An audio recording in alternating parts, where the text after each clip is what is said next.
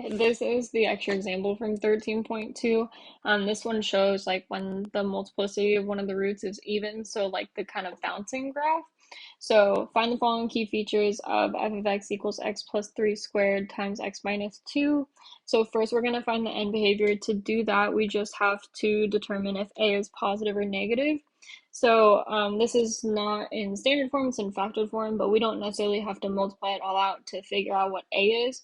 We just have to look at what like x's would be multiplying together to get our lead coefficient or to get like the beginning of our function. So this is like this x is being squared, so just becomes x squared, and then times this third x, it would just all together become x cubed.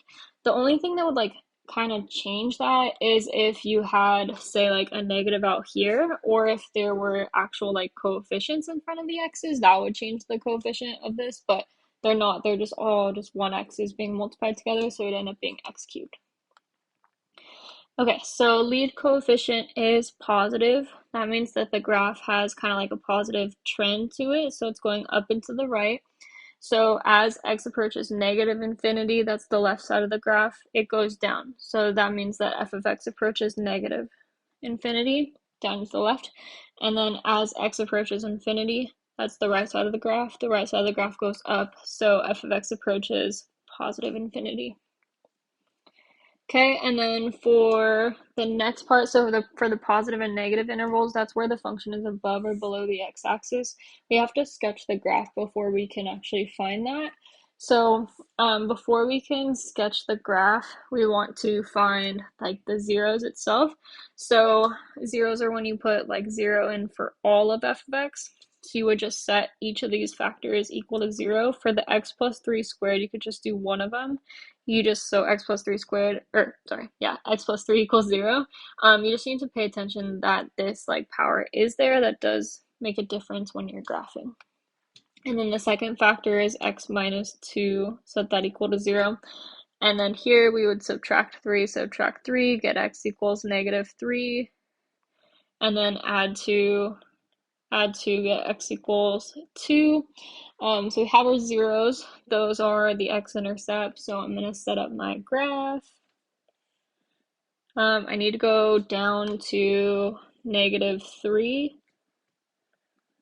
and then up to positive 2. And then the rest is just kind of open. We don't have to scale it. Okay, so I'm going to put an x-intercept at negative 3, so down here, and then 1 at positive 2. Before I like kind of connect my points, I'm going to finish my graph using the end behavior. So because the lead coefficient was positive, we know it goes down and to the left and up and to the right. So from my leftmost point, I'm going to go down because it goes down and left. I'm not going to have any other like points beyond that we like know, and there's no zeros or anything like that, so they're not super relevant for the sketch.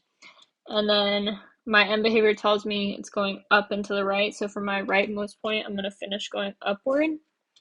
And then the rest of it is connected based on the like multiplicity of the roots. So for the like x minus 3, it has an even power, so we don't really care about the number so much, it's just even or odd. And then this is just like the first power, so that multiplicity would be odd. So for even, it bounces, and then odd, it crosses through. So that means that, you know, this 0, this was the negative 3, this was the 2. So negative 3 had the even multiplicity, so I have to bounce off negative 3. And then I'm going to go down. At some point, I'll turn back around. I don't really know where that turning point is. And then turn back around and cross through at 2. And then 2 had the like odd multiplicity, so it's supposed to cross through. If there's ever like a time where, you know, your like bouncing slash crossing doesn't match up with the tail ends of your end behavior that you already had there, it's more than likely that there's a mistake happening. So it's kind of like a good point to go back and try to find it. So that's really enough for a sketch. And then now going back to like where it's positive or negative, it's also enough to tell where it's positive or negative. So For positive, the only point where it's above the x-axis is over here. So it goes above the x-axis starting at 2, and then it's everywhere to the right. So it'd be 2 to infinity. And then remember, we use parentheses for these because like at the 2 it's neutral, so it wouldn't be included like with a bracket. And then around the infinity, it's always a parentheses because infinity is not, it can't be included, it's not like a real number. And then for where it's negative, this part's kind of funky, so bear with me. So we have it's negative, like this whole section, except for right here, it's like at that point, it's not technically negative. So that point kind of messes it up because it's like at 3, that's the point -3, 0. So the output value, like the y value, is not negative, it's 0. So we can't include that with the like entire interval. So we have to put it in 2 parts. We have to do like just this section. So just that section, it's like to the left of -3, so it'd be negative infinity to -3 for one of our intervals.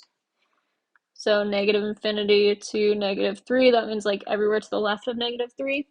And then we can do this middle part now, which is between -3 and +2 as our like zeros. So between -3 and +2.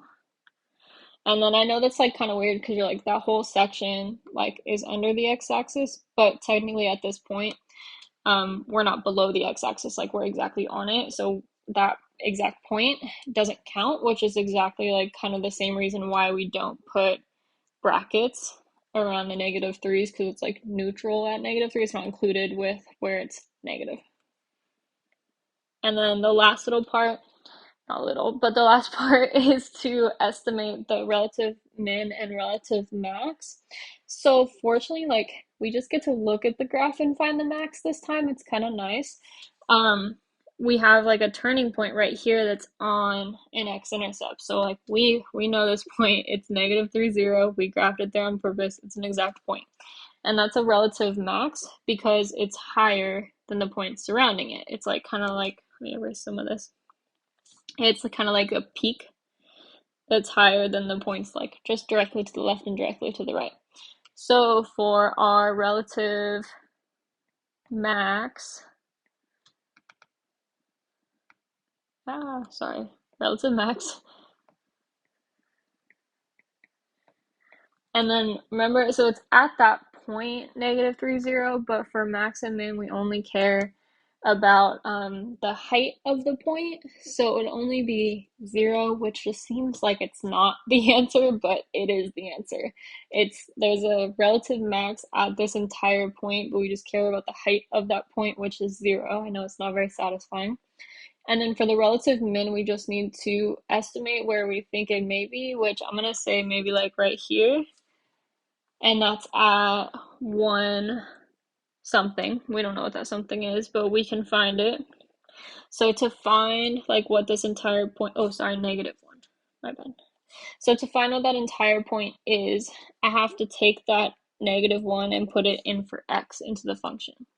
So I'm going to find f of -1 into like this function up here. So everything's going to stay the same except for I'm just going to put -1 in for x. So it'd be -1 plus 3 parentheses squared times, not x, times -1 minus 2, and then simplify. So -1 plus 3 is 2, bring down the squared, and then -1 minus 2 is -3, and then 2 squared, remember like exponents before multiplication, so 2 squared is 4 times -3, and then the 4 times the -3 is -12. So the like y coordinate of that point would be -12, and that -12 would be our relative minimum. So for relative minimum, it'd be -12.